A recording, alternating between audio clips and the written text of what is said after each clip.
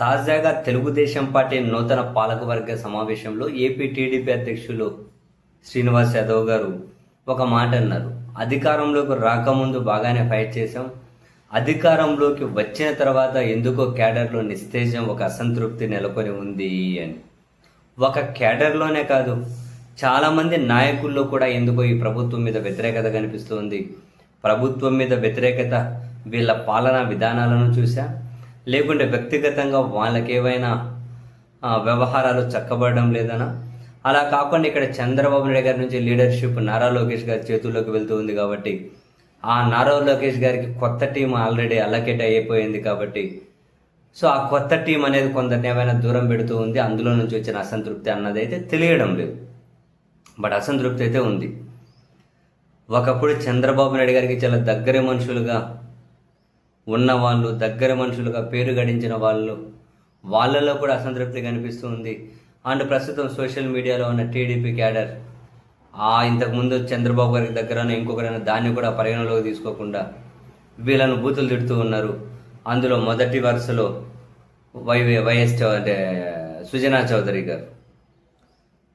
ఒకప్పుడు చంద్రబాబు గారికి అత్యంత కీలక నేత, ఆయన కోటరీలో కీలక మనిషి. ఏ కారణం చేతనో సరే బీజేపీలోకి వెళ్ళారు. చంద్రబాబు గారే పంపించారు 2019 ఎన్నికల ఓటమి తర్వాత అని చాలామంది చర్చించుకున్నారు.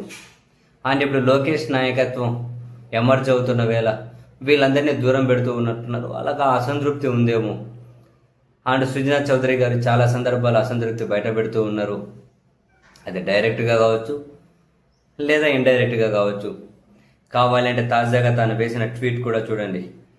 గౌరవ ప్రధాని శ్రీ నరేంద్ర మోదీ గారి నాయకత్వంలో ఆంధ్రప్రదేశ్ అభివృద్ధి పథంలో దూసుకుపోతుంది అనడానికి ప్రత్యక్ష సాక్ష్యం నేడు విశాఖలో జరిగిన గూగుల్ డేటా సెంటర్ శంకుస్థాపన.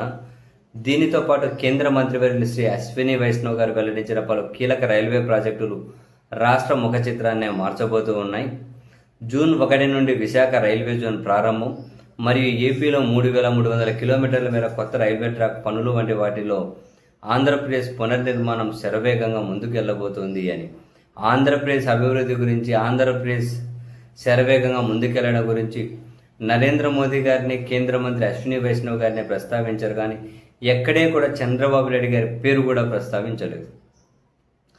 సో దీని కింద దీని స్క్రీన్ షాట్ షేర్ చేస్తూ టీడీపీ వాళ్ళు అయితే సుజనా చౌదరి గారిని తిడుతూ ఉన్నారు. ఈ మధ్యకాలంలో చాలా విషయాలు సుజనా చౌదరి గారు బహిరంగంగానే అపోజ్ చేసుకుంటూ వస్తూ ఉన్నారు. చివరి కొన్ని డెవలప్మెంట్ కార్యక్రమాల్లో కూడా కేంద్రాన్ని ప్రస్తావిస్తూ ఉన్నారు, కానీ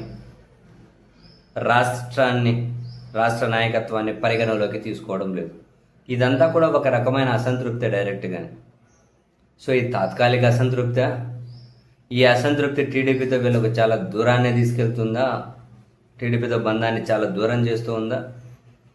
ఇప్పుడు సుజనా చౌదరి గారు అయినా, సీఎం రమేష్ అయినా, వీళ్ళందరూ బీజేపీలో ఉన్న టీడీపీ మనుషులుగానే వీళ్ళు చలామణిలో ఉంటారు.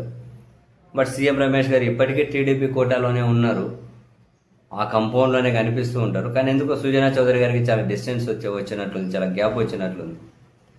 ఈవెన్ తెలుగుదేశం పార్టీ క్యాడర్ కూడా బూతులు తిడుతూ ఉన్నారు.